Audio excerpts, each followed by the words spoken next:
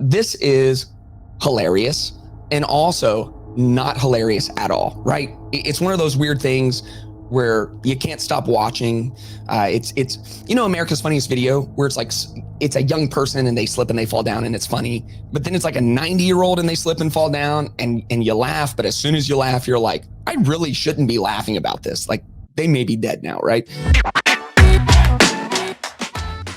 There was a huge fight in Congress between Majorie Taylor Greene, Alexandria Ocasio-Cortez, and Jasmine Crockett, who all went at each other. They are calling this the Real Housewives of DC, and it's a pretty good moniker because this could be pulled directly out of a reality TV show. Let's look at what happened in Congress this week. Sorry today. I believe she's apologizing. I'm not apologizing. The bickering began when Republican firebrand Majorie Taylor Greene insulted Houston Democrat Jasmine Crockett. I think your fake eyelashes are messing up. No, ain't nothing. Oh, I think your fake eyelashes are messing up. What? Joe, it goes downhill from here. Order. That's beneath even orders. Regain order of your. That's when AOC jumped into the fray. That is absolutely unacceptable. How dare you attack the physical appearance of another person? Are your feelings hurt? Oh, girl, baby girl. Oh, baby girl. What? Oh. Really? Don't even play, Baby girl. When the committee refused to censure Greene, Crockett fired back. I'm just curious if someone on this committee then starts talking about somebody's bleach blonde, bad built butch body. We're not going to do that. What? I'm going to be honest. That was a good burn. Boom. Roasted. Like, I tried to say that line in the opening of the podcast and I could not get it out. It's such a strong alliteration. Bleach, blonde, bad built body. She's a rapper, And so obviously, sorry, it took me a long time to find that sound effect. I had to wear it out.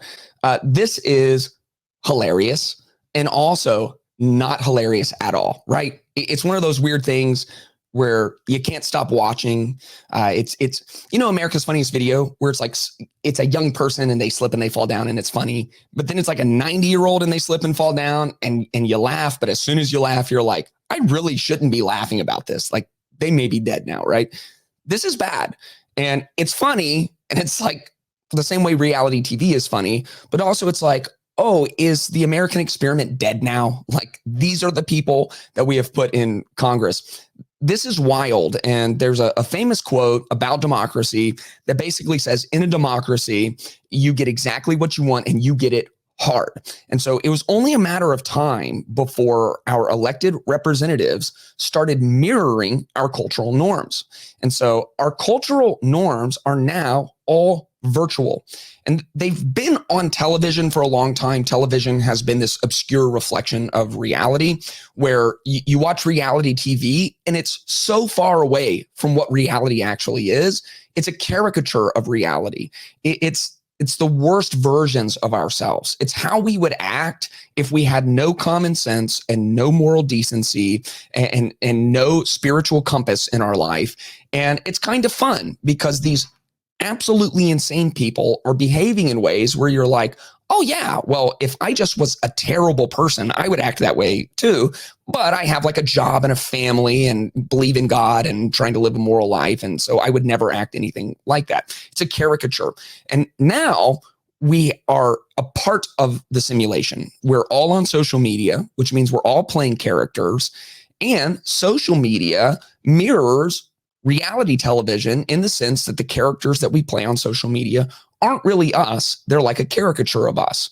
And so we will have long, drawn out, angry fights with people like most of us would never have in person, face to face.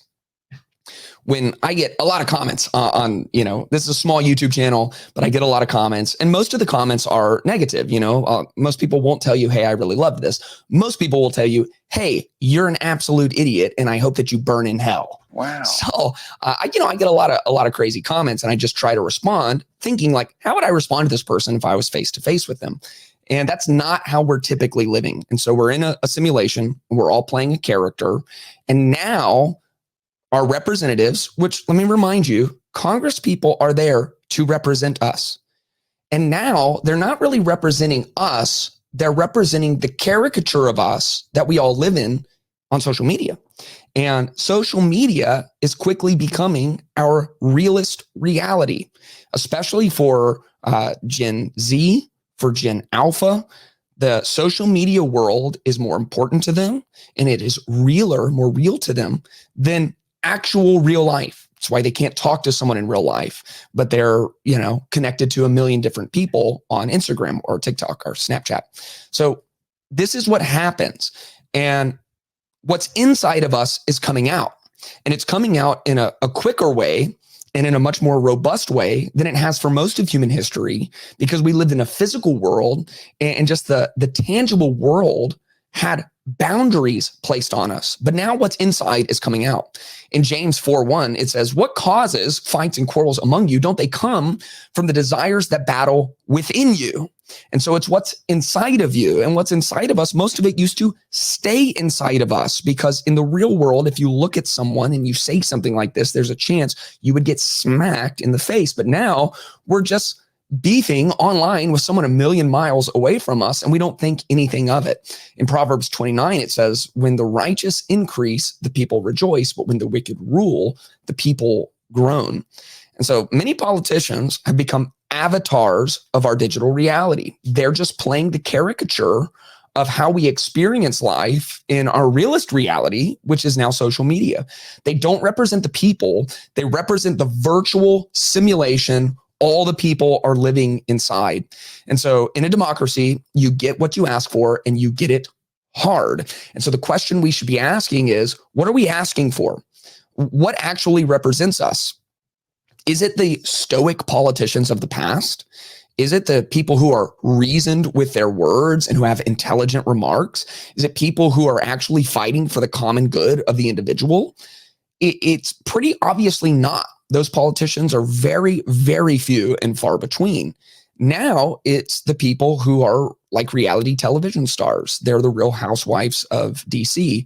And we can be mad about it, and we maybe should be, and we can be sad about it, the way that they're behaving in Congress. But we get what we get.